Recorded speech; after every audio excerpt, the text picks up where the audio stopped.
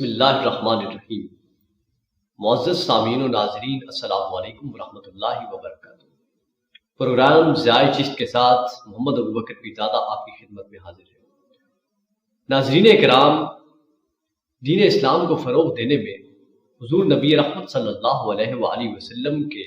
جلیل القدر اہل بیت اطہار اور صحابہ کرام کے بعد امت مسلمہ کے صلحاء، اولیاء اور مشائخ نے بہت بڑا کردار ادا کیا ہے۔ ترویج دین میں مشائخ سلسلہ قادریہ، سہروردیہ، چشتیہ اور نقشبندیہ کا بہت بڑا کردار ہے۔ اس کی ایک طویل داستان ہے۔ اس مختصر سیشن میں ہم آپ کی خدمت میں سلسلہ عالیہ چشتیہ نظامیہ کے ان مشائخ کی زندگی کا مختصر تذکرہ کریں گے جنہوں نے سلسلہ در سلسلہ مولا علی شیر خدا کرم اللہ وجہہ الکریم سے سلسلہ چشتیہ کے اس فیضان کو حاصل کیا اور پوری دنیا میں اس سلسلہ کے فیضان کو عام کیا۔ اس سلسلے میں جتنے بڑے بڑے مشائخ کے نام آتے ہیں، اس پروگرام میں اختصار کے ساتھ ہم ان تمام مشائخ کی تعلیمات اور ان کی زندگی کا ذکر کریں گے، اور اس خوبصورت سلسلے کو ہم مولا علی شیر خدا کرم اللہ وجہہ الکریم کی تعلیمات تصوف سے شروع کر رہے ہیں۔ اس مختصر سیشن میں ہمارے ساتھ موجود ہیں جناب علامہ ڈاکٹر محمد نعیم الدین الازہری صاحب، اور آج ہم آپ سے بات کریں گے مولا علی شیر خدا کرم اللہ وجہہ الکریم کی شخصیت کے حوالے سے اور آپ کے علمی اور روحانی مقام کے حوالے سے۔ ڈاکٹر صاحب السلام علیکم ورحمۃ اللہ وبرکاتہ۔ وعلیکم السلام ورحمۃ اللہ وبرکاتہ۔ ڈاکٹر صاحب، آج ہمیں مولا علی شیر خدا کرم اللہ وجہہ الکریم کی شخصیت اور آپ کی روحانی اور علمی مقام کے حوالے سے کچھ اشارات فرمائیں۔ بسم اللہ الرحمن الرحیم۔ عزیزم محمد ابوبکر ہاشمی صاحب، میں سب سے پہلے تو یہ ایک خوبصورت سلسلہ شروع کرنے پر آپ کو اور آپ کی پوری ٹیم کو مبارکباد پیش کرتا ہوں کہ یہ ضیاء چشت کے نام سے ایک سلسلہ جو شروع ہوا ہے، اور اس کا مقصد جیسا کہ آپ نے بتایا وہ یہی ہے کہ سلسلہ عالیہ چشتیہ نظامیہ میں جتنے ہمارے بزرگان دین کے نام آتے ہیں، اختصار کے ساتھ ان کی تعلیمات اور ان کی شخصیت و خدمات کا تذکرہ کر دیا جائے۔ اور جب ان بزرگان دین کا نام آتا ہے تو ان سب کے سر خیر اور امام المتقین اور امام الاولیاء اور حضور نبی رحمت صلی اللہ علیہ وسلم سے روحانی فیض کو لے کر امت تک پہنچانے والے اور باب مدینۃ العلم، وہ حضرت سیدنا مولا علی مشکل کشا شیر خدا کرم اللہ تعالی وجہہ الکریم ہے۔ اور اس میں کوئی شک نہیں ہے کہ روحانیت میں، تصوف میں، شجاعت میں، رسالت میں، بہادری میں، علم میں جو مقام حضور مولا علی شیر خدا کرم اللہ وجہہ الکریم کا ہے، وہ انہی کے ساتھ خاص ہے اور ابھی تک اس میں کوئی پہنچ نہیں سکتا۔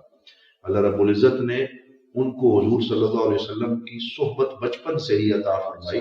بلکہ ان کو گھٹی ڈالنے والے بھی سرکار دو عالم صلی اللہ علیہ وسلم تھے، اور حضور کی گود میں انہوں نے اپنی آنکھیں کھولی اور پھر اپنا سارا بچپنا سرکار دو عالم صلی اللہ علیہ وسلم کے ساتھ گزارا، اور انہیں حضور صلی اللہ علیہ وسلم کے ساتھ اخوت کا شرف بھی نصیب ہے اور غلامی کا شرف بھی نصیب ہے۔ اور یہ وہ ہستی ہیں جنہیں سرکار نے فرمایا انت اخی فی الدنیا والآخرہ، کہ آپ دنیا اور آخرت میں میرے بھائی بھی ہیں۔ اور حضور صلی اللہ علیہ وسلم نے انہیں ساتھ رکھا، مواخات مدینہ کے وقت ساتھ رکھا، اور غزوہ بدر میں وہ حضور کے ردیف یعنی سرکار کے ساتھ ایک ہی سواری پہ بیٹھنے والے تھے، اور ان کو بہت سارے شرف نصیب ہیں، اور سب سے بڑا شرف یہ ہے کہ وہ داماد مصطفیٰ صلی اللہ علیہ وسلم ہیں، اور حضرت سیدہ طیبہ طاہرہ سیدہ خاتون جنت سلام اللہ علیہا کے شوہر نامدار ہیں۔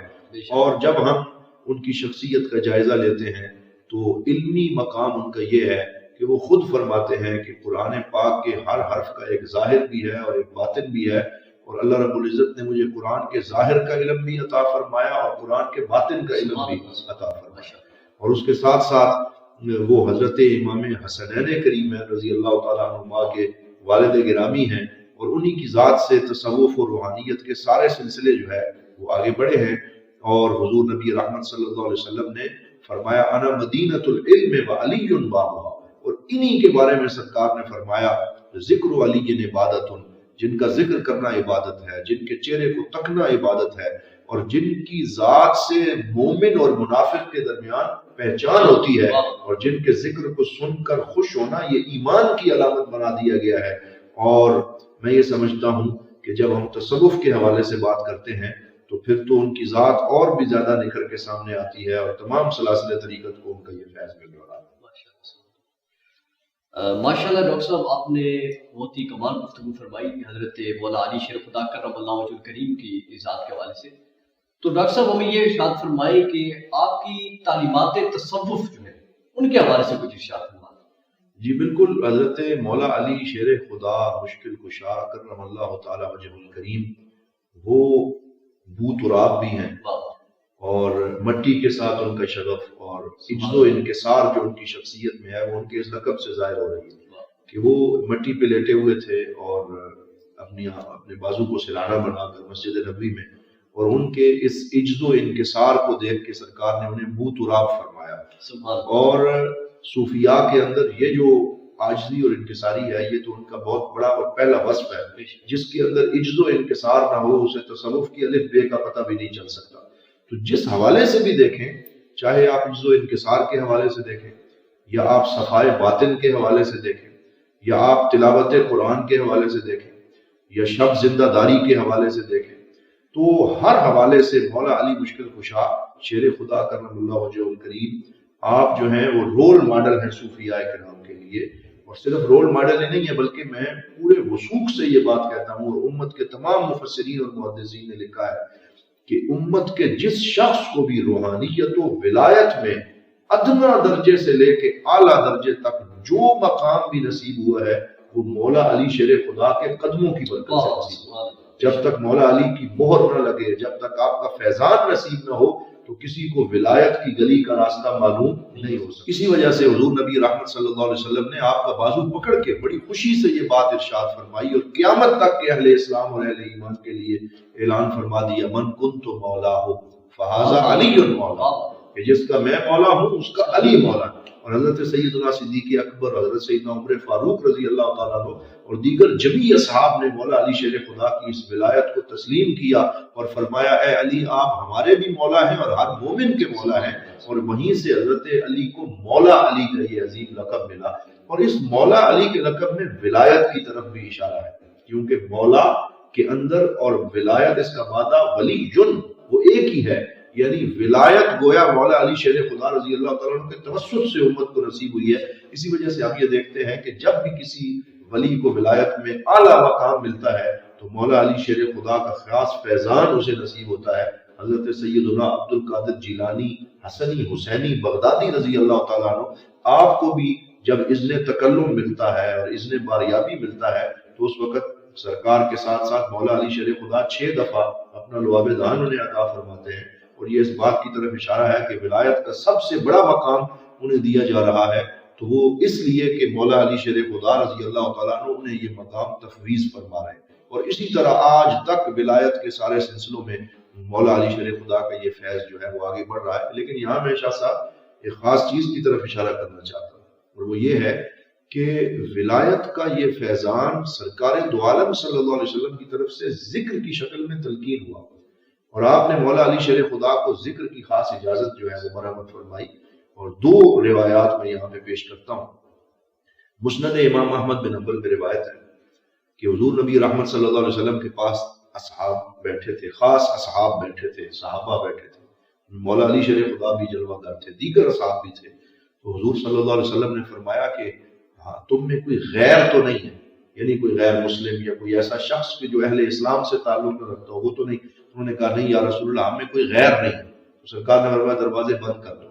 دروازے بند کروا دیے، اور پھر فرمایا اب اپنا ہاتھ سارے بلند کرو، اور سب کو ہاتھ بلند کروائے، ارفعوا ایدیکم، اور پھر فرمایا اب سارے مل کے کہو لا الہ الا اللہ، لا الہ الا اللہ۔ یعنی یہ جو ہم ذکر کرواتے ہیں، اور صوفیاء کرام ذکر کی جو مجالس منعقد کرتے ہیں، اس طرح حضور نے مجلس ذکر منعقد کروائی، ہاتھ کھڑے کروائے، دروازہ بند کروا لیا، اور ایک خاص کیفیت میں اب جب حضور ذکر کروا رہے ہوں گے اور صحابہ ذکر کر رہے ہوں گے، اس کی کیفیت کیا ہوگی؟ تو پھر اس وقت جب وہ ذکر حضور کرواتے رہے، پھر سرکار نے فرمایا کہ ابشروا ان اللہ قد غفر لکم، کہ تمہیں مبارک ہو، اس ذکر کی برکت سے اللہ نے سب کی مغفرت فرما دی۔ تو یہاں سے تلقین ذکر کا سلسلہ حدیث پاک میں ملتا ہے کہ سرکار نے صحابہ کو تلقین فرمایا، بلکہ اس سے بھی بڑھ کر حضرت مولا علی کی شان یہ ہے کہ آپ تنہا سرکار کے ساتھ بیٹھے تھے، کوئی اور اس میں موجود نہیں تھا، تو حضرت مولا علی شیر خدا رضی اللہ تعالیٰ عنہ نے سرکار دو عالم صلی اللہ علیہ وسلم سے پوچھا یا رسول اللہ دلنی علی اقرب الطرق الی اللہ واسهلها علی عبادہ وافضلها عند اللہ. یا رسول اللہ صلی اللہ علیہ وسلم مجھے کوئی ایسا طریقہ بتائیں جو اللہ تک پہنچانے میں سب سے زیادہ قریب طریقہ ہو، فوراً اللہ تک پہنچا دے، ایک ہی جست میں جو طے کر دے قصہ تمام، اور جو اللہ تعالیٰ کو پسندیدہ بھی زیادہ ہو اور آسان بھی ہو اور اقرب بھی ہو. تو حضور صلی اللہ علیہ وسلم نے فرمایا علیک بمداومۃ الذکر. یہ مولا علی کو حضور فیض عطا فرما رہے ہیں کہ اے علی آپ ذکر کو ہمیشہ جاری رکھا کریں، اور پھر ساتھ فرمایا فی الخلوات، خلوتوں میں ذکر کیا کریں، تنہائی میں ذکر کیا کریں. تو حضرت مولا علی شریف خدا نے کہا یا رسول اللہ یہ ذکر تو سارے ہی کرتے ہیں. تو آپ نے فرمایا، حضور صلی اللہ علیہ وسلم نے فرمایا اس وقت تک قیامت برپا نہیں ہوگی جب تک کوئی ایک شخص بھی دنیا میں لا الہ الا اللہ کہنے والا موجود ہو. یہ ذکر کی برکت ہے، یہ اس کی فضیلت ہے. تو حضرت مولا علی نے کہا یا رسول اللہ پھر میں کیسے ذکر کیا کروں، آپ مجھے سکھائیں. تو سرکار نے فرمایا اے علی آپ غمض عینیک، آنکھیں بند کرو، میں 3 دفعہ ذکر کروں گا، آپ نے سننا ہے، پھر 3 دفعہ میں آنکھیں بند کروں گا، آپ ذکر کریں گے، میں سنوں گا. سبحان اللہ سبحان اللہ. تو حضرت مولا علی نے آنکھیں بند کی اور حضور صلی اللہ علیہ وسلم نے 3 دفعہ فرمایا لا الہ الا اللہ. اب پتہ نہیں اس لا الہ الا اللہ کہنے میں کیا کیفیات ہوگی جو سرکار مولا علی میں منتقل فرما رہے ہوں گے، کیا فیض ہوگا جو عطا فرما رہے ہوں گے. ذکر کی تلقین ہو رہی ہے، ذکر کی امانت منتقل ہو رہی ہے، اور حضرت مولا علی سن رہے ہیں، حضور کی زبان فیض ترجمان ہے. پھر سرکار اپنی آنکھیں بند کرتے ہیں اور مولا علی شیر خدا جو ہے وہ ذکر کرتے ہیں، اور یہ ذکر سننے سنانے کا ایک سلسلہ ہوتا ہے. اور پھر حضرت مولا علی شیر خدا نے اس ذکر کی تلقین کو روکا نہیں، بلکہ آپ نے حضرت سیدنا امام حسن بصری رضی اللہ تعالیٰ عنہ کو یہ ذکر تلقین فرمایا، اور حضرت امام حسن بصری نے حضرت حبیب اجمی اور حضرت داؤد طائی جو ان کے شاگرد تھے ان کو یہ ذکر تلقین فرمایا. حضرت عبد الواحد بن زید وہ بھی تھے. پھر اس سے آگے یہ حضرت جو داؤد طائی ہیں ان سے حضرت معروف کرخی کو پہنچا، پھر اس سے آگے حضرت سلی سختی کو پہنچا، حضرت جنید بغدادی کو پہنچا، اور پھر یہ سلسلہ بڑھتا بڑھتا آگے مشائخ چشت اور مشائخ سلسلہ قادریہ اور مشائخ نقشبندیہ اور سہروردیہ میں آگے جو ہے وہ چلتا چلا گیا. تو یہ تلقین ذکر اصل میں شروع حضور صلی اللہ علیہ وسلم کی طرف سے ہوئی ہے. اور نام صرف تصوف کا، بعض لوگ اس پہ اعتراض کرتے ہیں، تو نام کے اوپر اعتراض کرنے کا کیا فائدہ؟ اس نام کی نمبر پلیٹ کے نیچے کیا ہو رہا ہے؟ اللہ کا ذکر ہو رہا ہے، حضور پہ درود پڑھا جا رہا ہے، اور وہی تعلیمات ہیں جو سرکار دو عالم صلی اللہ علیہ وسلم نے حضرت مولا علی شیر خدا کو اور سیدنا صدیق اکبر رضی اللہ تعالیٰ عنہ کو اور دیگر اصحاب کو عطا فرمائی، اور پھر وہ امت میں آگے بڑھتے چلی. ڈاکٹر صاحب آپ نے حضرت خواجہ حسن بصری رضی اللہ تعالیٰ عنہ کا یہاں ذکر کیا، تو میرے ذہن میں یہ سوال گیا کہ کچھ لوگ یہ اعتراض کرتے ہیں سلسلہ عالیہ چشتیہ پہ کہ حضرت خواجہ حسن بصری رضی اللہ تعالیٰ عنہ کی جب مولا علی سے ملاقات ہی نہیں ہوئی تو یہ روحانی سلسلہ آگے کیسے بڑھا؟ یہ بڑا اہم ایک سوال آپ نے کیا ہے، اور بالکل یہ درست ہے. یہ بعض لوگوں نے اس پہ لکھا بھی ہے، اور لوگ اعتراض کرتے ہیں، وہ کہتے ہیں کہ سلسلہ چشتیہ نعوذ باللہ منقطع ہے، کہ امام حسن بصری رضی اللہ تعالیٰ عنہ کی مولا علی سے لقاء یا ملاقات ثابت نہیں. تو یہ بھی ایک وہم ہے، اور اگر اسے علم حدیث کے پیمانے پہ پرکھا جائے تو بہت سے لوگوں نے اس پہ لکھا بھی ہے. اور حضرت ہمارے سلسلہ چشتیہ کے بہت عظیم الشان بزرگ حضرت خواجہ فخر جہاں دہلوی، خواجہ فخر الدین فخر جہاں دہلوی قبلہ عالم کے بھی پیر و مرشد ہیں، خواجہ نور محمد معاروی کے جو شیخ ہیں، تو انہوں نے یہ پوری کتاب ایک لکھی ہے جس کا نام ہے رسالہ فخر الحسن فی لقاء الحسن عن علی رضی اللہ تعالیٰ، جس میں پورے ایک مدلل طریقے سے انہوں نے یہ ثابت کیا ہے کہ حضرت سیدنا حسن بصری رضی اللہ تعالیٰ عنہ حضرت سیدہ ام المومنین ام سلمہ رضی اللہ تعالیٰ عنہا جو ہیں وہ ان کے اس گھر میں ان کی والدہ کام کرتی تھیں، وہیں ان کی بیعت نبوت میں پیدائش ہوئی، اور پھر ابھی وہ چھوٹے ہی تھے کہ انہوں نے 70 سے زائد صحابہ کا دیدار کیا اور ان کی صحبت میں وہ بیٹھے، اور بالخصوص حضرت مولا علی شیر خدا رضی اللہ تعالیٰ عنہ سے انہوں نے احادیث بھی سنی، ان کے وعظ بھی سنے، اور ان سے اکتساب فیض بھی کیا، اور ان کی مجلس میں بیٹھ کے ان سے روحانی فیض بھی حاصل کیا، اور پھر وہ بصرہ کے عظیم خطیب ہوئے. تو اس کے اوپر حضرت خواجہ فخر جہاں دہلوی نے الگ سے لکھا ہے، دیگر بہت سے جو حضرت امام ابن حجر اسقلانی رضی اللہ تعالیٰ عنہ نے اس پہ لکھا، امام جلال الدین سیوطی نے لکھا، اور انہوں نے کہا کہ امام حسن بصری کا سبا اور ملاقات حضرت مولا علی سے ثابت ہے اور اس میں کوئی انقطاع نہیں ہے، اور یہ پھر فیض آگے انہی سے بڑھتا چلا گیا ہے۔ تو اگر کسی نے مزید اس پہ پڑھنا ہو تو وہ رسالہ فخر الحسن، اس کی ایک شرح القول المستحسن فی فخر الحسن کے نام سے 2 جلدوں پہ انٹرنیٹ پہ بھی عربی زبان میں موجود ہے، اس کو پڑھا جا سکتا ہے۔ اس میں مختلف احادیث جو ہیں ان کے ذریعے، لیکن وہ جو شک یہ کہاں سے پیدا ہوا، کیونکہ خاص سیاسی اثرات کا وہ دور تھا جس کی وجہ سے اہل بیت اطہار کا نام لینا بھی جرم بن گیا تھا، تو اس وجہ سے امام حسن بصری رضی اللہ تعالیٰ عنہ جب حدیث روایت کرتے تھے تو وہ مرسلن روایت کرتے تھے، یعنی وہ درمیان میں مولا علی کا نام نہیں لیتے تھے، وہ ڈائریکٹ سرکار دو عالم صلی اللہ علیہ وسلم سے روایت کر دیتے۔ تو کسی نے ان سے پوچھا کہ آپ یہ حضور صلی اللہ علیہ وسلم سے حدیث کیسے روایت کرتے؟ تو انہوں نے کہا کہ ہر وہ حدیث جس میں میں نے درمیان میں راوی کا نام نہیں لیا اور ڈائریکٹ سرکار سے روایت کی ہے، سمجھ لو کہ وہ مولا علی سے میں نے سنی۔ لیکن یہ زمانہ ایسا ہے کہ اس میں اگر وہ نام لوں تو اس حلقوم کو کاٹ دیا جائے، کیونکہ ایک بڑا ظلم و ستم بھی ہوا، لیکن وہ ساری احادیث انہوں نے مولا علی شیر خدا رضی اللہ عنہ سے سنی ہے، اور یہ فیض پھر ان سے آگے بڑھا ہے، اور یہ روحانیت کے سلسلے حضرت مولا علی شیر خدا سے چلے ہیں، اور یہ چراغ سے چراغ جلتے ہوئے آج بیرا شریف میں، سیال شریف میں، اور گولڑا شریف میں، اور معظم آباد شریف میں، اور دیگر تمام سلاسل طریقت کو جو فیض بھی مل رہا ہے، جو چراغ جل رہے ہیں، یہ صدقہ ہے مولا علی مشکل کشا شیر خدا کرم اللہ تعالیٰ وجہہ الکریم۔ ڈاکٹر صاحب بہت شکریہ کہ آج آپ نے اپنا قیمتی وقت ہمیں عنایت فرمایا، ہم آپ کے شکر گزار ہیں۔ ناظرین کرام، ہم انشاءاللہ تعالیٰ عزوجل اس سلسلے کو آگے جاری رکھیں گے اور سلسلہ عالیہ چشتیہ نظامیہ کے دیگر صوفیائے چشت کی تعلیمات کو اجاگر کریں گے۔ اس وقت کے لیے اجازت دیجیے، اللہ حافظ۔